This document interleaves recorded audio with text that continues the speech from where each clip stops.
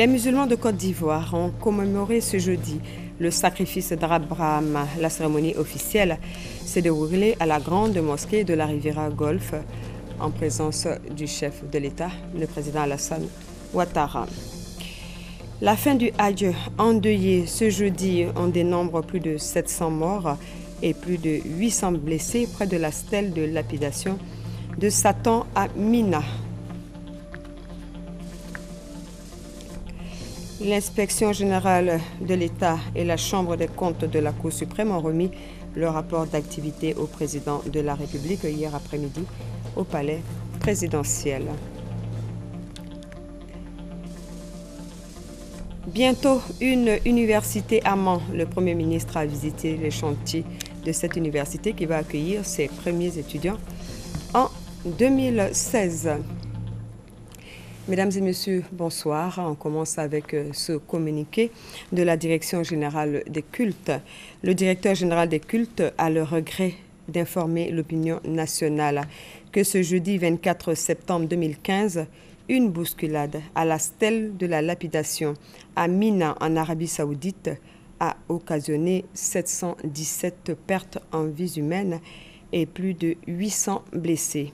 Les autorités diplomatiques ivoiriennes, consulaires et le commissaire au Hajj sont en rapport permanent avec les autorités saoudiennes en vue de recueillir de plus amples informations. Le directeur général des cultes, pour l'heure, invite les familles des pèlerins à la retenue et au calme. Le numéro ouvert dans cette perspective à leur intention est le 79 20 69 62 et c'est signé Messamba Kone, directeur général des cultes. La fin du Hajj a donc été endeuillée aujourd'hui et ce drame est le plus meurtrier en terre sainte de l'islam en 25 ans. Selon le bilan provisoire des autorités saoudiennes, 717 personnes de différentes nationalités ont trouvé la mort dans une bousculade de pèlerins musulmans ce jeudi près de la ville sainte et plus de 800 personnes ont été blessées. Un choc entre une marée humaine quittant l'une des stèles et une foule venant en sens inverse a provoqué le drame près du site de la lapidation symbolique de Satan à Mina, près de la Mecque. Ce drame intervient quelques jours après l'effondrement d'une grue sur la mosquée de la Mecque qui a causé la mort d'une centaine de pèlerins. Nous y reviendrons dans nos prochaines éditions. En Côte d'Ivoire, la fête de la Tabaski s'est bien déroulée. La célébration officielle a eu lieu à la mosquée de la Riviera Golfe en présence du chef de l'État, des ambassadeurs accrédités en Côte d'Ivoire et des membres du gouvernement. Les imams ont invité les acteurs politiques à agir au nom de l'intérêt supérieur de la nation à la veille de l'élection présidentielle en Côte d'Ivoire. Reportage à Boussanougou. Elle commémore l'asservissement d'Abraham à Allah qui lui a ordonné de sacrifier son fils Ismaël. La Tabaski ou l'Aïd el-Kébir ou encore la Grande Fête est la fête la plus importante de l'islam après l'Aïd el-Fitr. À Abidjan, le président de la République Alassane Ouattara était aux côtés de ses pères musulmans à la grande mosquée de la Riviera Golfe dans la commune de Cocody pour la prière collective de 2 rakats. Prière officiée par l'imam principal de la dite mosquée Mamadou Traoré, lequel a expliqué l'importance du sacrifice d'Abraham comme acte de soumission à Allah. Poursuivant, l'imam Mamadou Traoré a appelé les acteurs politiques du pays à privilégier l'intérêt supérieur de la Côte d'Ivoire en cette période électorale. Je profite de cette occasion pour lancer un appel pressant aux acteurs politiques de notre pays, ainsi qu'à leurs équipes respectives, les invitant, au nom de Dieu unique que nous adorons tous, à privilégier plutôt l'intérêt supérieur de la nation et à bannir par conséquent de leurs propos, de leurs actes, tout ce qui incite à la haine, à la division, à la violence et à l'exclusion. Le président de la République Alassane Ouattara a formulé des vœux de paix, de cohésion et d'entente pour des élections apaisées. Je profite de cette occasion, Imam Traoré, pour vous remercier pour le serment, pour les conseils que vous avez donnés, pour que les Ivoiriens aillent voter le 25 octobre, comme vous l'avez dit, dans le calme, dans la discipline, dans la sérénité. Que ces élections se fassent de manière apaisée, car tout est fait pour qu'elle soit totalement transparente et démocratique. Je souhaite donc à tous nos concitoyens une bonne fête et également un bon repas de Tabaski. La Tabaski ou encore la grande fête a lieu le 10 Zul-Hijja, le 12e mois du calendrier lunaire islamique. Et à l'instar de la ministre de la Communication, Afoussiata Bamba Lamine, qui a reçu parents et amis pour la célébration de l'Aïd el-Kébir à Abidjan, la Tabaski a été un moment de partage dans de nombreuses familles. Ambiance donc avec Victorine Yaoyoboué et Christelle Nda. La fête de la Tabaski, c'est aussi l'ambiance dans les familles. Au quartier sans loi dans la commune de Benjéville, les femmes s'activent pour le repas. Des menus spéciaux sont confectionnés ce jour. C'est le cas de la grande famille Karembe.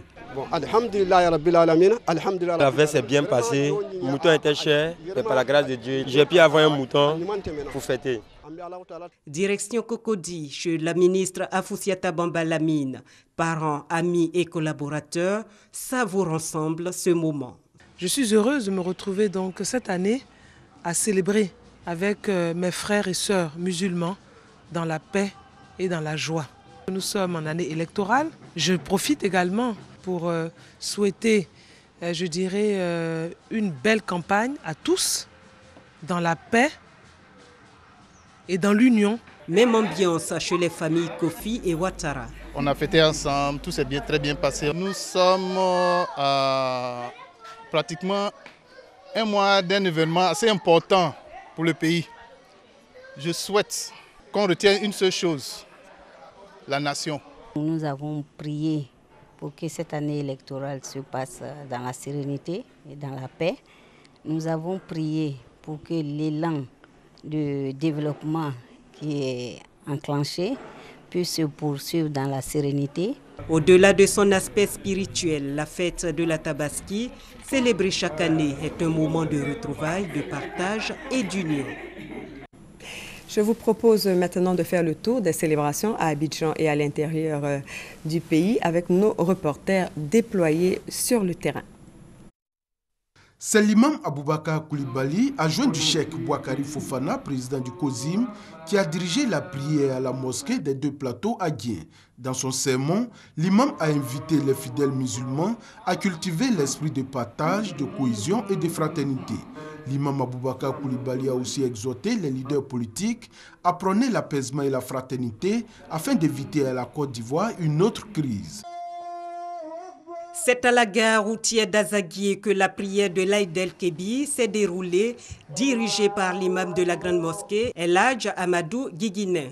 Après les 2 rakats, l'imam a dans son sermon demandé aux uns et aux autres de prôner la paix et la cohésion afin que les élections se déroulent dans le calme. Les autorités administratives et politiques d'Azaguié, présentes à la prière, ont voulu ainsi traduire leur solidarité à la communauté musulmane. À la mosquée Fatima Tazara de Grand Bassam, le sens du sacrifice a été le thème du sermon de l'imam Moussa Dramé pour célébrer l'Aïd el-Kébir. Un thème qui, selon le guide religieux, est d'actualité en Côte d'Ivoire, où les populations sont invitées à la tolérance, à la cohésion et à la paix. À un mois de l'élection présidentielle, l'imam Moussa Dramé exhorte les politiques à imiter Ibrahim, qui s'est soumis à la volonté d'Allah en acceptant d'immoler son fils Ismaël. Et l'imam de Grand Bassam de conclut que seule la soumission à Allah fait du croyant un ami de Dieu et lui ouvre les portes des bénédictions. À l'instar des musulmans du monde entier, la communauté Peul d'Adjamé a célébré sa fête de Tabaski ce 24 septembre 2015. La prière de commémoration du sacrifice à Allah a été dite par El Hadj Mamadou Dian, imam de la mosquée Nourel Yadjin. Il a exhorté les fidèles musulmans de sa communauté sur la conduite à tenir pour une élection apaisée en Côte d'Ivoire. Le président de la mosquée, Mahamadou Bari, a invité chaque musulman à être un ambassadeur de paix pour le vivre ensemble en Côte d'Ivoire. L'imam central de la grande mosquée d'Adzopé a choisi la fête de la Tabaski pour exhorter les fidèles musulmans à l'unité et au partage. À la veille des élections présidentielles du 25 octobre prochain, son souhait est de voir une Côte d'Ivoire sans tension à travers une élection libre, transparente et apaisée. Il a aussi fait des bénédictions à l'endroit des Ivoiriens pour que la cohésion sociale et la paix règnent au sein de leur famille. Les autorités politiques d'Adzopé ont aussi invité la communauté musulmane et les populations à rester unies, quelles que soient leurs divergences au plan politique. À l'occasion de la fête de la Tabaski, la communauté musulmane d'Abangourou a prié pour la paix et surtout pour une élection apaisée le 25 octobre prochain. Dans son sermon à la place de la solidarité, l'imam de la grande mosquée de la ville a invité les acteurs politiques à être des modèles d'Abraham en prônant l'union et la tolérance pour éviter à la Côte d'Ivoire de retomber dans une nouvelle crise sociopolitique. À cette occasion, il a souhaité que les fidèles se rappellent du sacrifice d'Abraham pour la paix durable en Côte d'Ivoire. La fête de la Tabaski, appelée aussi l'Aïd el-Kébi chez les musulmans, célébrée partout en Côte d'Ivoire ce 24 septembre 2015, a été l'occasion pour la communauté musulmane de la nouvelle mosquée Al-Mami Tungara d'Abobo de se retrouver autour de leur imam et dire merci à Allah le Tout-Puissant pour ses bienfaits. Dans son sermon, l'imam principal de cette mosquée, Moussa Diarasouba, a une fois encore demandé aux fidèles d'être des modèles d'Abraham en prônant la paix et la cohésion sociale dans leur vie quotidienne. Le ministre des Mines, du Pétrole et de l'Énergie, Adama Tungara, en a profité pour inviter les Ivoiriens à l'union et au partage des valeurs que recommande la religion musulmane pour la paix dans le monde. À Niamey, l'imam central de la grande mosquée ne dit pas le contraire. À quelques semaines des élections présidentielles en Côte d'Ivoire, Diaby Seydou a lui aussi, dans son sermon, appelé les musulmans d'Anyama à tourner le dos à la violence et à être des messagers de paix pour des élections apaisées le 25 octobre prochain. La fête du mouton ou fête de la Tabaski à Guimbé a démarré par la traditionnelle grande prière à la mosquée de la ville. Au cours de son prêche, l'imam Bamba Brahima a invité les populations à la paix, à l'union et à la solidarité. Un message renchéri par le sous-préfet de la localité, Zéré Seri Léon, et par le maire de la commune de Guimbé, le colonel-major Issa Koulibaly. Cette traditionnelle prière spéciale de la fête de la Tabaski a été consacrée par l'immolation du bélier de l'imam de la grande mosquée de Guimbé, perpétuant ainsi l'acte de dévotion d'Abraham. Revenons sur l'agenda d'hier du président de la République et conformément aux dispositions de la loi, l'inspection générale d'État et la Chambre des comptes de la Cour suprême ont remis chacune leur rapport d'activité au président de la République, Alassane Ouattara, au palais présidentiel. Et c'était au cours de 2 cérémonies distinctes. Compte rendu, Viviane Aïma. La bonne gouvernance, critère déterminant pour accéder avec succès au financement des institutions internationales de développement. Les réformes institutionnelles opérées en Côte d'Ivoire sous l'impulsion du président de la République Alassane Ouattara font une place de choix aux structures chargées de veiller à l'application de la bonne gouvernance dans la gestion publique. L'Inspection générale d'État, l'IGE, et la Chambre des comptes de la Cour suprême font partie des institutions de contrôle de la gestion du gouvernement. Leurs différents textes fondateurs leur font obligation de présenter annuellement un rapport d'activité au président de la République. Respectant cette obligation, l'Inspection générale d'État, l'IGE, conduite par son président Niamey Ngoran, est venue mercredi après-midi au palais présidentiel remettre au président de la République le rapport d'activité 2014 de l'institution qu'il dirige. Monsieur le président de la République, au cours de l'année 2014, 84 missions ont été conduites par l'inspection générale d'État. Les problèmes constatés au cours de ces missions se résument comme suit, Monsieur le Président de la République.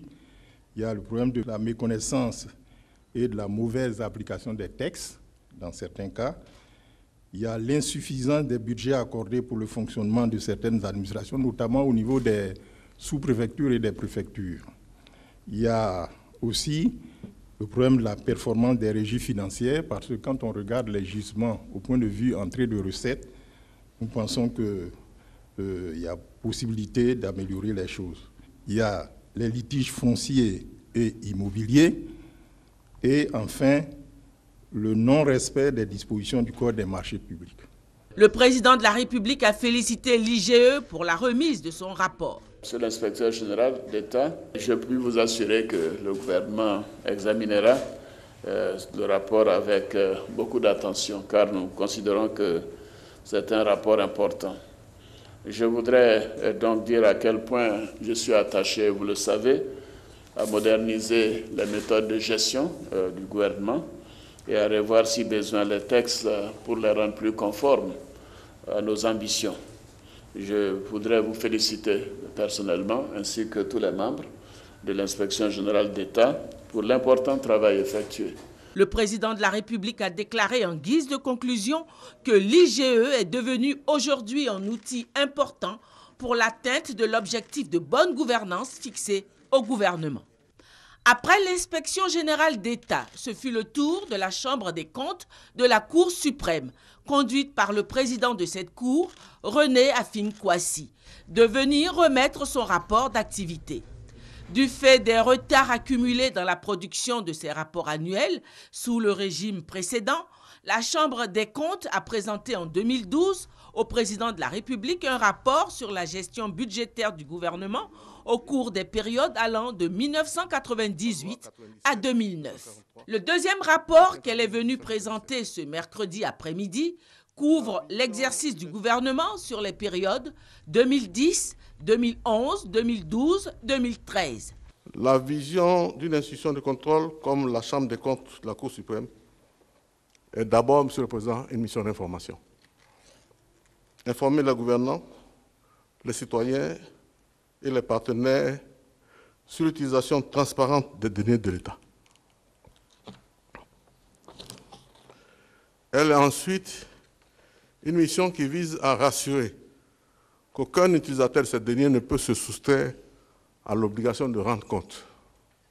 Le nouveau président de la Chambre des comptes, Diomandé Kanvali, qui a conduit avec efficacité la production de ce deuxième rapport, a assuré le président de la République en lui remettant ce rapport que le retard accumulé est enfin résorbé.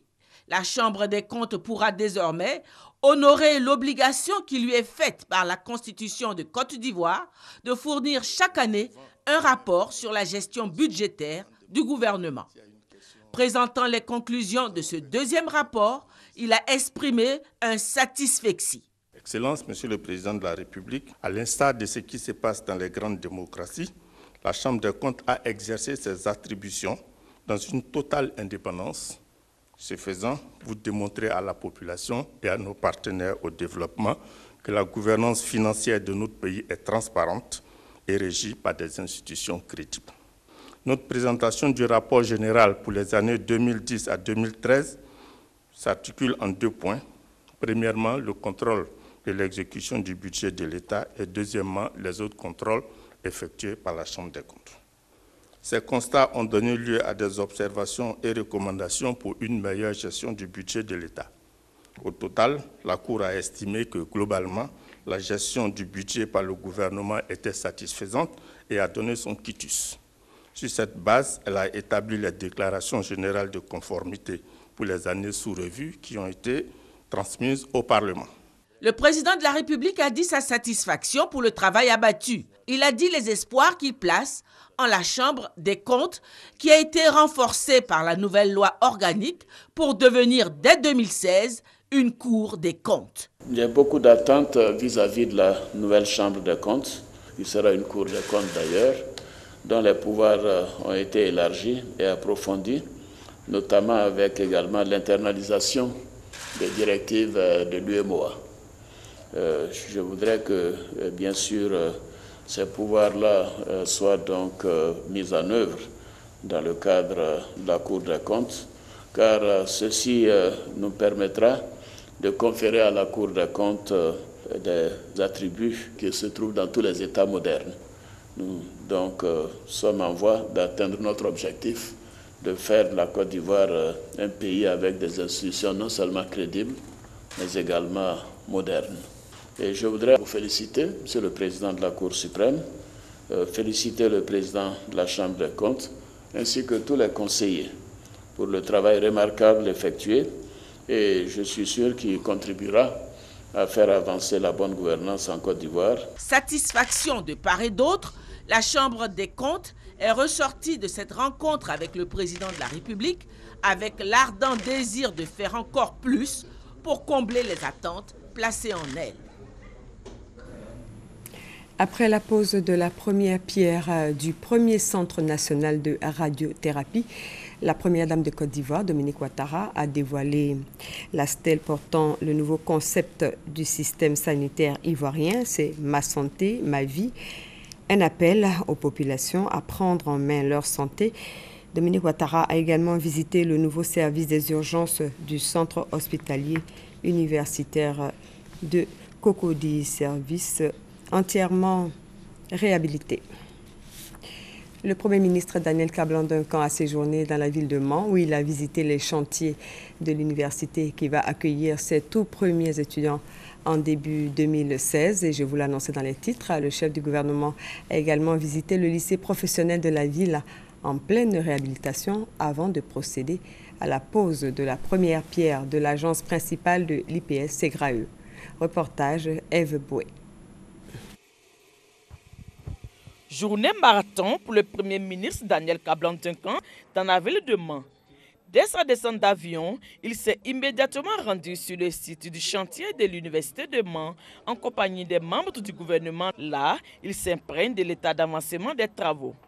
D'un coût global estimé à plus de 25 milliards de francs CFA, la future université de Mans est située sur un terrain de 332 hectares. Elle affiche à ce jour un taux de réalisation de 20%. Pour la rentrée de décembre, il va y avoir des équipements qui vont être réalisés, des bâtiments, notamment 2 amphithéâtres, des bâtiments de TD, de travaux publics, de travaux pratiques, pardon, et puis des bâtiments d'hébergement. Après l'université, cap sur le lycée professionnel de Mans. Cet établissement a subi d'importants dégâts pendant les années de crise. Plus de 3,5 milliards ont déjà été investis pour sa réhabilitation. Malgré cela, les ateliers mécano-soudure et machines utiles ne sont pas encore équipés et l'internat a été décoiffé par une tornade. Le gouvernement rassure que des efforts vont se poursuivre pour redresser cet établissement d'excellence. Dernière étape de cette journée, le chef du gouvernement et sa délégation ont participé à la cérémonie de la pose de la première pierre de l'agence principale de l'IPS Ségraeux de Mans. Une action qui s'inscrit dans la mise en œuvre de la politique de déconcentration des activités de l'IPS Ségraeux. Un ouf de soulagement pour les retraités de plusieurs régions. Avant, il fallait à Abidjan. Merci. On va à Abidjan d'abord, on n'est jamais satisfait et on revient. C'est fatigant. Les gens ont pensé à nous, nous qui sommes en brousse. Le Premier ministre, quant à lui, a indiqué que cette visite dans la région du Tongpi, c'est pour se rendre compte de la matérialisation des promesses du chef de l'État aux populations de Mans. Le président de la République est passé dans cette belle région déjà. Il a promis un certain nombre d'éléments et nous sommes venus pour nous assurer sur le terrain que les choses bougent, conformément donc à ce qu'il a indiqué. Nous sommes allés sur le site de l'université de Mans. C'est un site qui est important. Cette université doit accueillir en début d'année prochaine, parce que les bâtiments seront terminés vers la fin de cette année, 3000 étudiants pour commencer. Et c'est vraiment important qu'on puisse le réaliser dans les délais. Et les entrepreneurs nous ont assuré que les choses seront faites dans les délais. Donc la rentrée pourrait se faire donc en début d'année prochaine. Ici, bien sûr, nous sommes venus au niveau de la Ségraeux, qui est un élément important du dispositif de sécurité sociale au niveau de la Côte d'Ivoire avec la CNPS et la CMU qui se met en place, de manière à ce que nous puissions faire en sorte que les gens n'aient pas à bouger de la région pour aller à Abidjan, parce que ça entraîne des problèmes. Il peut être servi sur place et de manière qualitative. Et pour clore, Daniel Kablan-Duncan a annoncé le lancement des travaux de bitumage de la ville de Mans dès le début du mois d'octobre. Voilà, bientôt une université à Mans et c'est une promesse du président Alassane Ouattara. Cette université va accueillir ses premiers étudiants en 2016. L'Institut national polytechnique Houphouët-Boigny et le Conservatoire national des arts et métiers de Paris ont établi un partenariat depuis 1975. 40 ans après, la collaboration entre ces structures a permis notamment la mise en œuvre d'un programme de formation professionnelle en alternance et de promotion à l'entrepreneuriat. Reportage Grace Kando. 40 ans de partenariat entre le Centre de préparation des diplômes d'expertise comptable CPDEC de l'INPHB et le Centre national des arts et métiers de Paris, CUNAM. Une coopération sud-sud jugée satisfaisante selon les responsables de ces deux structures. Mais le bilan il est extrêmement positif et nous sommes très heureux aujourd'hui de fêter ce 40e anniversaire parce que durant ces 40 ans, le CNAM, à travers l'INTEC et l'INPHB, à travers le CPDEC, ont formé de jeunes Ivoiriens qui aujourd'hui ont des emplois dans les entreprises. Aujourd'hui, les chiffres augmentent, plus de pratiquement 700 inscrits cette année et une qualité qui est encore plus au rendez-vous. Les perspectives, c'est d'augmenter encore. Il y a plein de demandes d'inscription, plein de jeunes ou d'Ivoiriens ou Ivoiriennes qui ont envie de s'inscrire. C'est une autre étape. On a élargi ce que nous faisions. Pour le renforcement de cette coopération, une signature de convention a eu lieu dans les domaines de l'agroalimentaire, de l'informatique et du génie civil. Cérémonie marquée également par la remise de diplômes à plus de 100 étudiants du Centre de préparation des diplômes d'expertise comptable de l'INPHB. Après 4 ans de formation, je viens d'avoir mon diplôme de gestion et de comptabilité. Je suis vraiment honorée et très fière d'être arrivée jusqu'au bout parce que c'est vraiment un combat, mais un combat noble. Je suis vraiment armée maintenant avec ce diplôme international pour pouvoir affronter au fait le monde professionnel. Le CPDEC est l'un des plus grands centres affiliés au CUNAM en Afrique, avec plus de 2000 comptables formés à ce jour. D'un montant initial de plus de 16 milliards de nos francs, le programme d'appui à la formation professionnelle et à l'insertion des jeunes en Côte d'Ivoire vient d'être réévalué à environ 19 milliards de francs. Une revalorisation qui prolonge en octobre 2018 la durée de vie de ce projet qui devait initialement prendre fin en octobre 2016, soulignant que le projet Proform est financé par l'Union européenne et exécuté par l'ONUDI, qui est l'Organisation des Nations Unies pour le développement industriel. Explication Jean-Jacques Kwameala. Plus de 4000 stagiaires, dont des ex-combattants formés depuis 2012 à ce jour. Au vu d'un tel bilan, l'Union européenne ne pouvait que proroger la durée de vie initiale du projet Proform, programme d'appui à la formation professionnelle et à l'insertion des jeunes en Côte d'Ivoire. Chose désormais possible avec la signature d'un avenant qui porte l'échéance du projet Proform d'octobre 2016 à octobre 2018. C'est un avenant qui se monte à 16,8 millions d'euros, donc dont l'Union européenne a alloué pour la réhabilitation et les équipements de 11 centres dans l'IPNET, donc le centre de formation des formateurs. La signature de cet avenant porte à environ 19 milliards de francs CFA le financement alloué par l'Union européenne au projet Proform. L'objectif de ce nouvel appui est de fournir au marché du travail des diplômés adaptés aux besoins des entreprises. L'effet d'impact attendu, c'est donc de permettre à nos établissements d'être dans les normes, c'est de permettre à nos établissements d'avoir tous les équipements qu'il leur faut pour pouvoir assurer la formation et c'est de permettre à nos établissements de donner des formations suffisamment complètes aux jeunes apprenants afin de leur permettre d'être employables sur le marché du travail. Démarré en 2012, le programme d'appui à la formation professionnelle et à l'insertion des jeunes en Côte d'Ivoire est financé par l'Union européenne et exécuté par l'ONUDI, l'Organisation des Nations Unies pour le développement industriel, le ministère de l'Emploi, des Affaires sociales et de la formation professionnelle et le ministère de l'Agriculture. Le secrétaire général par intérim du Rassemblement des Républicains s'est entretenu avec l'ambassadeur de Chine en Côte d'Ivoire. Le renforcement de la coopération entre le RDR et le Parti communiste chinois était au centre de l'entretien. Le secrétaire général par intérim du RDR a été encouragé à tout mettre en œuvre pour la réconciliation nationale en vue d'une présidentielle apaisée en Côte d'Ivoire. L'ambassadeur de Chine a également rappelé l'engagement de son pays à soutenir la Côte d'Ivoire. Et puis s'est tenue mardi dernier à Cocody une rencontre entre le porte-parole des jeunes du candidat RHDP à l'élection présidentielle et l'ensemble des syndicats étudiants. L'objectif de ce rendez-vous était de faire le bilan des actions du président de la République en faveur des étudiants, mais aussi et surtout de les engager pour des élections apaisées et sans violence en Côte d'Ivoire. Ahmed Traoré, Abou Sanogo. Non à la violence et oui à la responsabilisation. C'est le cri en chœur de l'ensemble des syndicats et associations d'étudiants qui disent s'engager pour des élections apaisées et sans violence.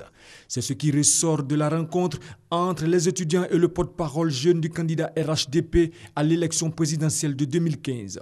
Pour nous, il était question d'emmener l'ensemble des organisations d'étudiants également à pouvoir adopter un comportement responsable afin de pouvoir permettre les élections apaisées. Les bénéficiaires d'un climat apaisé, c'est nous étudiants. Et l'ensemble des élèves aujourd'hui que je représente décident d'aller à ces élections apaisées-là. Et donc les élèves doivent pouvoir utiliser tous les canaux nécessaires pour pouvoir appeler l'ensemble de leurs camarades à pouvoir en tout cas adopter des comportements de paix lors de ces élections. Une initiative jugée opportune par le conseiller technique du président de la République chargé de la jeunesse et des sports. Cette rencontre a permis à ces syndicats de donner leur lecture de l'évolution sociopolitique de notre pays, notamment la nécessité, et c'est eux-mêmes qui l'ont dit, pour l'ensemble des étudiants, de participer de façon pacifique à ces élections et faire en sorte que ces élections ne soient pas une occasion de rechute de notre pays. Touri Mamadou a assuré les étudiants du fait que le chef de l'État a en cœur leurs préoccupations. En plus de la réhabilitation de toutes les universités et celles en construction, le président Alassane Ouattara a déjà investi 586 milliards 600 millions de francs CFA dans les secteurs clés concernant la jeunesse, a-t-il soutenu. Du 27 au 30 septembre, le président de la République va effectuer une visite d'État dans les régions du Lodjiboua, du Go et du Haut-Sassandra. Pour les populations de Lakota, c'est le moment de se mobiliser pour faire de cette visite un moment inoubliable. À la demande du maire, Sami Méry, cadres, autorités, fils et filles de Lakota se sont retrouvés pour faire le point des préparatifs. Le reportage est signé Sidonie Waka Davila. Le département de Lakota veut marquer de son empreinte la visite du président de la République Alassane Ouattara. Tout sera mis en œuvre pour que la mobilisation des populations soit exceptionnelle.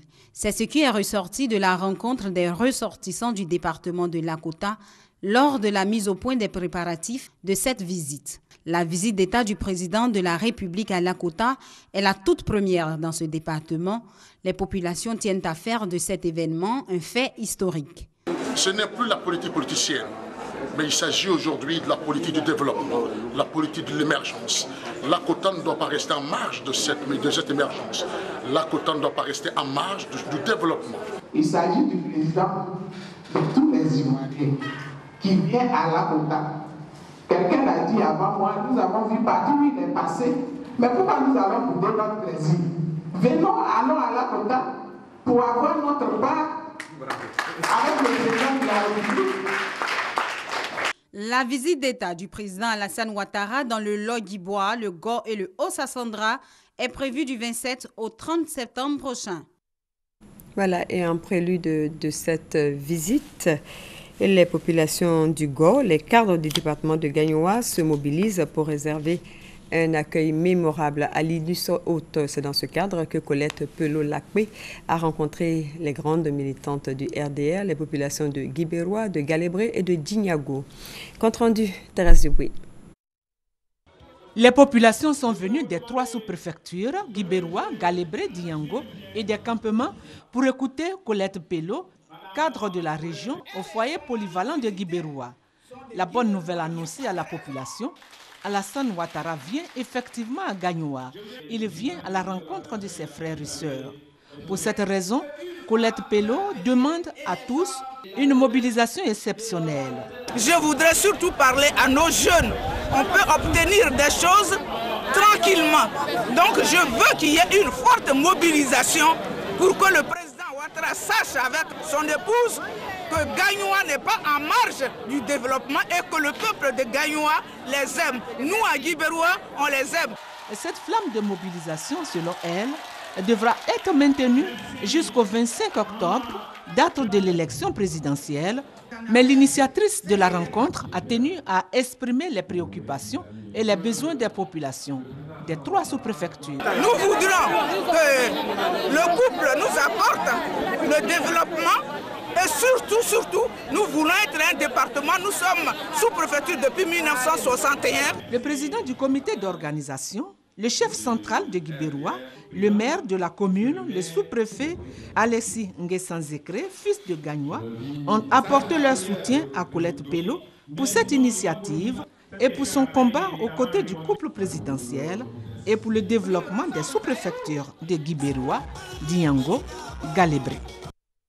Voilà, comme vous venez de le voir, le président de la République est très attendu dans les régions de Go, du Lot d'Ibois et du Bas-Sassandra. Ce sera à partir du 27 septembre. Je vous donne lecture de ce communiqué pour terminer. Le directeur général des cultes a le regret d'informer l'opinion nationale que ce jeudi 24 septembre 2015, une bousculade à la stèle de la lapidation à Mina en Arabie Saoudite a occasionné 717 pertes en vies humaines et plus de 800 blessés. Les autorités diplomatiques ivoiriennes, consulaires et le commissaire au Hadj sont en rapport permanent avec les autorités saoudiennes en vue de recueillir de plus amples informations. Le directeur général des cultes, pour l'heure, invite les familles des pèlerins à la retenue et au calme. Le numéro ouvert dans cette perspective, à leur attention, est le 79 20 69 62. C'est la fin de ce journal. Excellente suite de programmes sur RTI, la chaîne qui rassemble, et à très bientôt.